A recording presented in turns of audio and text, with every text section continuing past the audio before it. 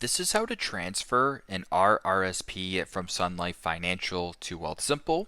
Once you guys open up Wealthsimple, go to the bottom bar and select the icon with the arrows pointing in opposite directions.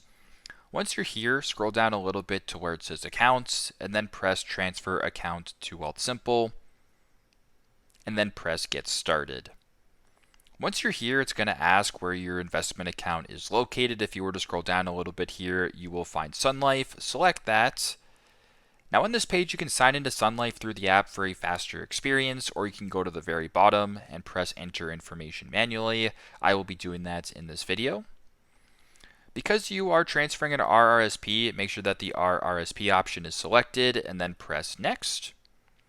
Then on this page right here, you can add the required information, and once that is done, you should be able to facilitate the transfer of the account. So that is how to transfer an RRSP from Sun Life Financial to Wealthsimple. Thanks again for watching and hope this helps.